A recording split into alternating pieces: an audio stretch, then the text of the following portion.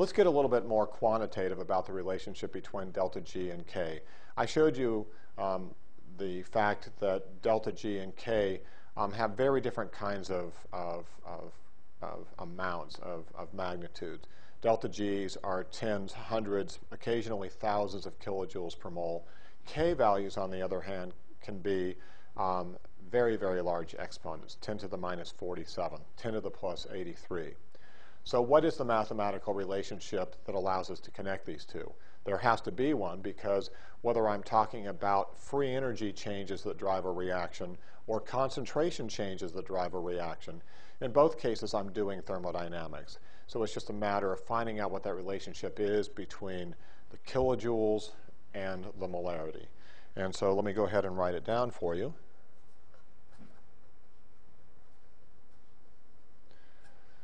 Actually, this is not all that intimidating an equation for us to work with. Notice, first of all, that it has our friends RT here, and we know what these values are. Typically, R is 8.3 joules per mole Kelvin, and temperature is in units of Kelvin. It'll be at room temperature, say 300 Kelvin. So we know what this particular value is here. It's about 2,500 joules. So that's a big multiplier, for one thing. That means that we need to take into account that factor of 2,500 as we compare delta G to K. The other factor we have to take into account is that we have this log of K function, which tends to compress our result. In log base 10, for example, if I have something which is 10 to the 20th, then that's a value, if I take log of 10 to the 20th, of 20.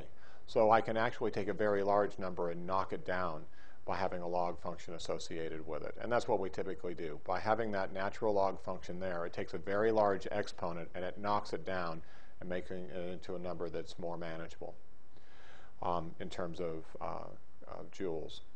Now, the other thing that's important to notice is that there's a negative sign sitting here. This negative sign sitting here is what allows us to convert delta G negative for spontaneity into a positive value when I'm looking at the exponent associated with the equilibrium constant. So we can go ahead and do a little bit of math here on these, and I'll show you some examples. So here we go. The free energy of a particular reaction is minus 170 or so kilojoules per mole. I want to know what K is. Now, before we start this, we have to predict what we think this is going to be. First of all, I know that because delta G is negative, this means this reaction is spontaneous. It means it's going to shift to the right. If it means it's going to shift to the right, it means that the stuff on the right-hand side is going to be bigger than the stuff on the left-hand side, so I'm going to end up having a number which is greater than 1, which means that my exponent is going to be a positive exponent.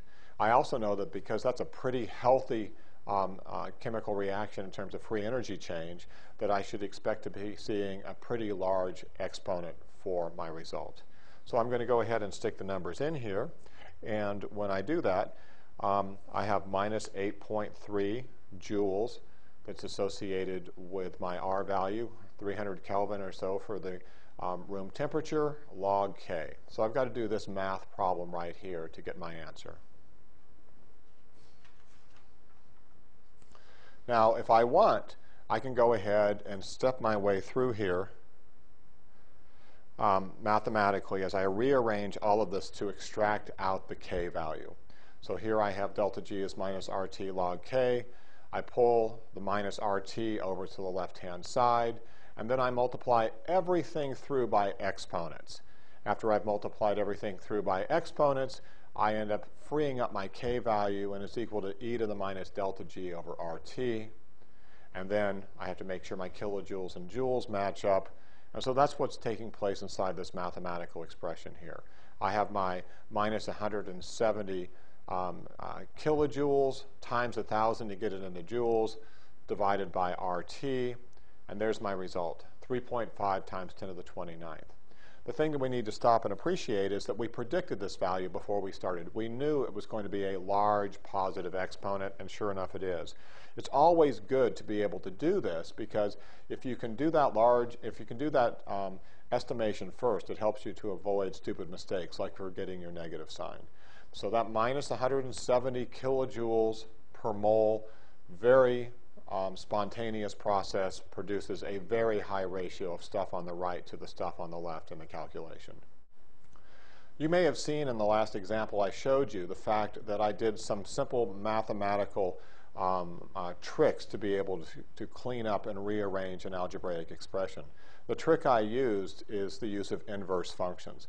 And it's important to use these inverse functions because most of the calculations we're going to be doing here in the spring semester involve the use of exponents, exponents involving 10 to the x, e to the x, or the log base 10 sorts of functions. So if I can just show you this here, this is something you learned in high school about inverse functions.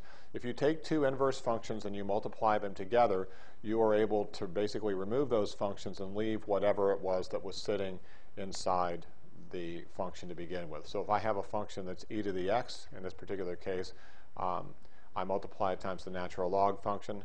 Natural log and e to the x are inverse functions, and as a result, x gets pulled out.